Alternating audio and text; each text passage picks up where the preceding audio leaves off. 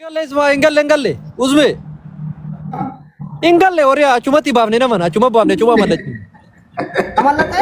wallahi billahi ingalle rabbi ke sati gane malati nama sadi bicha na malati no bishattiin amara lagaji debi wallahi billahi bakku mara lagaji debi ingalle achuma bishattiin achuma deebite ingalle jedhi bandaminin baali yoo amma dhaamsa tokko asirratti wannan siidamu barbaadu messenger isin qabda miti naafisi gruppii godhiitiniin wanta itti himeetiin itti haasoynutu jira naafisi gruppii godhiitii booda diiftii gruppii keessaa qabadhu gursa betul ino ini bakka marati ino hoita general legeeza jirulle hoita wonni legeeza jirulle maayet fatuma Yasi. Kanaafuu mujatiin bakka mudala gaasii deebite bakka mudala gaasii jirti. Assalamu alaikum. Takka yaada kiyaaseetti. Barumee gammachuusan barummanni san dhaga'ee bara kana godhata. Barummanni san dhaga'ee bara hayaatii bakka baatidhaanii bara akkasii arrabsuun mari. Dubbadhu fattu. Dura dursa jechuudha baga rabbiin gara dalagaatti isii deebise. Ankaleellee sa'aatii natti hin tolle ture laayivii seenuuf isimaaf jecha amma chaachadhee takka maatii haasoo wada jedhee kilaasii seenee laayivii seenee beete sagalee naa qabdee turte akkanatti nyaata nyaanne gizee naan jettu akkaataa haala birrii sii erga jedheen ture ani awwala gizee isin hidhamte sanii jechuudha na piroomisii seeneef jira waan piroomisii seeneef bicha isaa waan rakkattee waan isii barbaachisuuf ture gizee nam xiqqaa guddaan qeequuni takkaffaa ilma durbaati lammaffaa namni hin balleessa sadaffaamuutu namni immoo badiirraa hin deebi'a asii galee rabbiin immoo huwa gafuurur rahiim rabbiin namaa dhiise ilmoo namaan dhiisu haa ta'u malee mucattiin tun sa'aatii rakkatteetti hundi isii takka takkaan dhaqanii viidiyoo irratti hojjetanii isiin kana gootee jechuurra gizee namni rakkate rakkoo san keessaa baasanii atleast yoo qeequu danda'anillee namni sun rakkina san keessatti waa baratuu danda'a asii galee amma fakkeenyaaf mucattiin tun rakkina san argite har'a barumsa bareeda baratuu dandeetti sii galee amma fakkeenyaaf nama arrabsuu sanii akkaataa isiin godhatte sanii atleast qannasuu dandeetti haga tokko waan argiteerra barumsa kennaaf wanti sun jechuudha. Innaa wanti duraan darbeerra namni islaamni nama qeequu baate jechuu barbaadeeti namni hunduu amma fakkeenyaaf gizee akkasitti asirraa miidiyaa dabbaa daddarbisan narraa bareeda jedheetti malee narraa fokkota jedheetti sii galee hin bareeda jedheeti so kun jechuun immoo tokkoffaa jaahilummaadha. Namni illee hin dogongora gizee tokko oromooti yoo beeytanillee irra namaa gora gizee namni rakkoo irra jiraatu immoo rakkoo namaaf darbuuf yaalii godhaa jechuu barbaadeeti. Mucattii tana otoo hin beekin hin gargaara jedhee intini galee ture piroomisii galee ture viidiyoo laayivii irratti haala kamiin akka birrii erguuf mana hidhaa keessatti manaamin jedhee gaafataa ture hin erginu jedhanii koomentiin guutuun akka waan isiin nama ajjeeste. Ina way saasaa isinitti dheeressuu hin barbaadu namni hin balleessaa badii namaa san immoo namaa darbuuf yaalii godhaa jechuu barbaadetti kanuma yaanni. Galatomi Fatum bae guys warra sirra jiru kanni maraa qaqqabaat ni follow godha general Yaasiniin Dr. Ifnaaniin Amiraa muluu keessa follow godha wal guddisa haa guddatu nama keessani muluu keessa follow Fatuma galatomi Yaasiniin orgalcha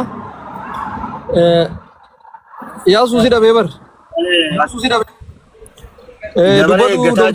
Doktor Dubat ani keessa jira beeki enu Baliyo okay wonni orgalcha Muniri enu kabus Munira Abubakar ayya Dubatu Doktor Baliyo jirta nagaami fayyaa jirta warra jirta hundi keessanuu ettaan sun immoo dubbii nu barsiisaa jette arsiin waan kanallee baay'eellee quban qabu sinumaa asirrattanii argeenna ol seene maaltu maal ta'e jechuu barbaadeeti akkana fakkaatutti mucayyoo Suudi Arabiyaatti waa haasuuf takka laata lakka waan taane mucatti mayaa Suudi Arabiyaatti wanni jetu qabamtee madaamii walloltee xiqqoo ishii madaamii wallolanii wali bu'anii madaamiin qabsiiftee mucattii tike wanni block gootee erga wanni goote booda mucattiin nagalchaa jiranii akkanaan woomata akka yuun darganne birrii dhibbata kan qabu minaamin jette laayivii gubbatti haasofte laayivii isa waraabanii bakka muluun ummata irra dalagee bakka qabamtee jedhanii sii galee mucattiin dammoo rabbi godhuudhaaf hima baati mucattiin. Amma sanumaaf nama rakkoo keessa jiru nama waa rakkate nama waa wayii ta'e yoo badaallee ta'e yoo mishaallee ta'e wayitan rakkoo keessa jiru akkana namarratti hin godhina carraan kun borsin dhaqqabuu malaa waan jedhamu wayii dhaamsa dabarsaa turre kanuma. Yaa wanni guddaan rabbi si nagaan baasuudha. Kittaa namtee baatee dhikaayaa shaawari fudhattee baate shaawari fudhachuullee gaarima. Maaliif jennaan yeroo tokko ilmi namaa kun waanuma facaafatee amata waan ta'eef xiqqoo shashaxillee jedhamtee bahuun haga tokko ekspaansii ta'a. Gaariidha. Oduu as jiraatte san caala kittaannaa beektaa doktora fi bira osoo dhuftee waan gaarii argatti silaa qoricha baay'ee fudhatti nurra fagaachutu kan hundaa sii miidhee.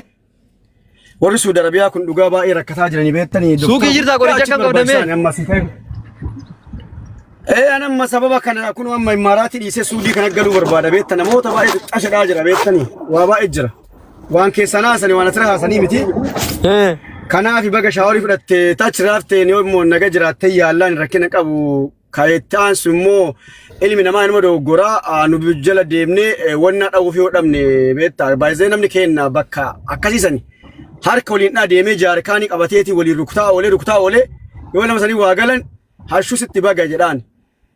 Garuu waan akkasii osoo hin taane yeroo manni akkas ta'u san isa jala deemanii foloo godhuu dhabuu jalaa deemuu fi waan inni badaa asee riippoortii godhanii akkasitti hamka tokko sallee karatti deebisuudha malee gorsaan malee ilmi namaa sabana kana gorsitee yoo namni jijjiiramu jiru amma dadhabne gorsine makaroo imbi kaalee makaraa suyi makaraalee itti amaar.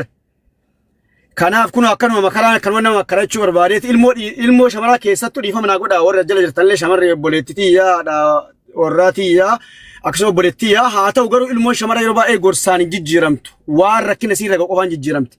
Yoo namicha kanarraa deebi'edhaan haga isa jala dhaltee inni ilmoo waliin gatutti irraan deebitu. Yoo dammoo waan biraa goote dammoo haga waan san goote wanni sun rakkinna haga lubbuu sii baasuu bira ga'utti malee waan biraa irraan barattu. Kun hin dadhabne waan ta'eef makarree dhiifne haa ta'u nama ofii haga jaluun makaranii makarraan mallee rakkina qabu akkasii illee jiraate fi daa'im makarraa. Kanaaf rakkina qabu gaariidha baga baatonni guddaan namni gabaabumatti hamtuu kamiyyuu namatti jaalachuudhaan miti maaliif ilma namaa ta'e kan doggore hin jiru kompiitaruun doggoraa namni keenya garuu namni gaafa doggoru akka waan dhala namaa ta'een kalaqamneetti silaala.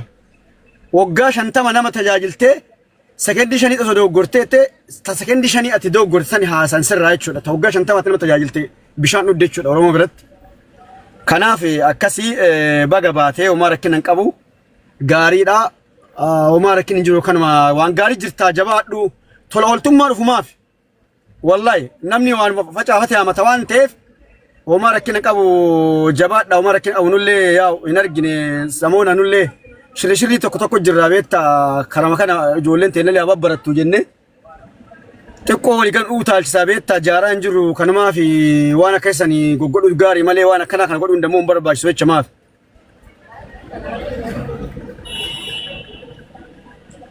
Akkasii nuuf jiraadha. Galatooma. Ayyee galatooma doktor yaasu waan dubbatu qabda. Baaliyo wati duraa obboleettii ta'e na baga rabbiin achi keessaa baaseedha. Eegas sillee galatoonfachuu barbaada. Atuu mataa kan keetii galatoomii rakkinni nama